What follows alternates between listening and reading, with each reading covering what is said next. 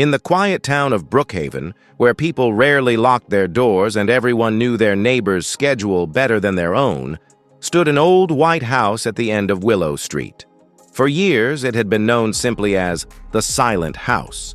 Its windows were always dark, its curtains never opened, and its owner, an elderly woman named Margaret Hale, hadn't been seen outside in nearly a decade. Most people assumed she had moved away. They were wrong. The disappearance. On the night of March 18, 2014, Margaret's niece, Emily, arrived from another state after failing to reach her aunt for several months. The neighbors told her the same thing. "We haven't seen Margaret in ages, dear. She keeps to herself." Emily tried knocking. No answer. When she attempted to open the door, she found it unlocked. Inside, the house was eerily cold. Dust coated the furniture. The kitchen table still had a teacup placed neatly on a saucer, as if someone had set it down moments ago. But the biggest shock came when Emily entered the living room. Margaret's favorite armchair was facing the window, and in it was Margaret's wool shawl, folded perfectly. But no Margaret.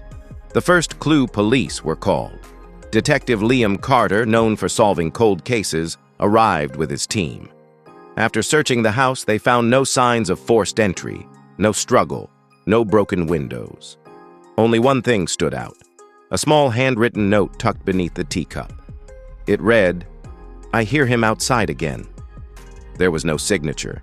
Detective Carter immediately felt this was no ordinary missing person case. The neighbor who knew too much.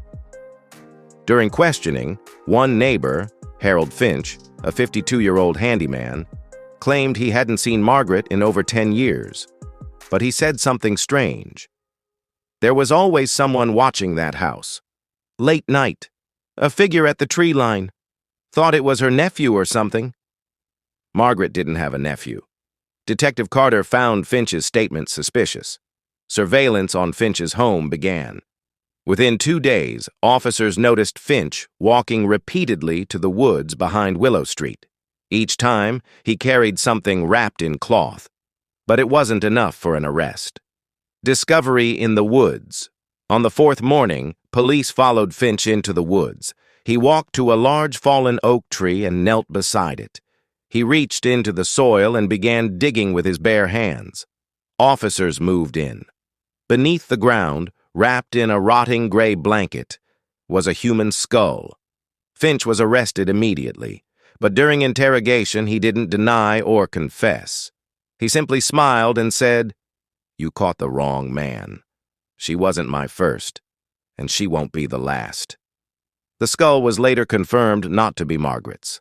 Another mystery. Margaret's secret diary. Back in the Silent House, officers searched for more clues. Inside a wall panel in Margaret's bedroom, they uncovered an old leather diary filled with shaky handwriting. The entries were chilling. Entry 1, "I see him again. The man in the woods, watching." Entry 4, "He knocks at my window when the moon is high. I pretend not to hear."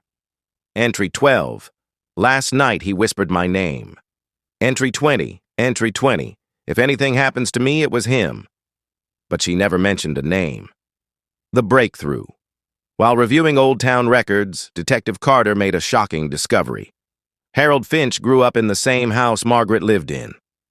His parents died mysteriously when he was 14, and Margaret purchased the property from the bank years later.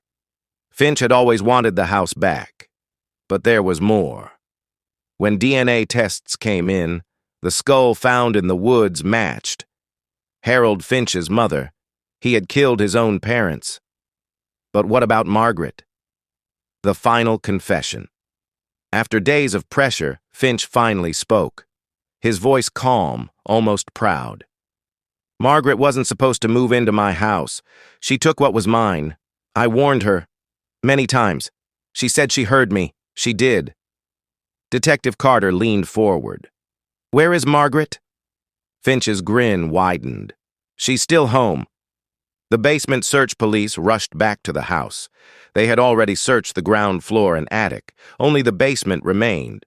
It was locked before, and old wooden beams had concealed the door.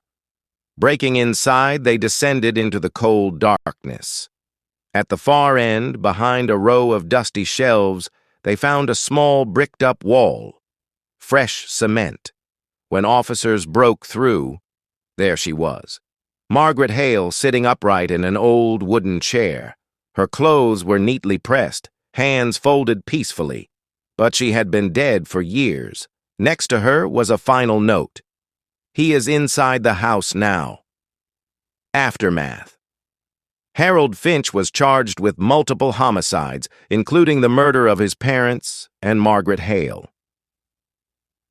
The town of Brookhaven changed forever.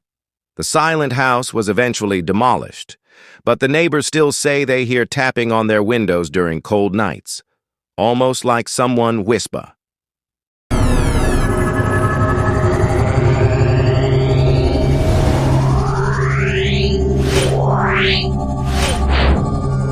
Yeah.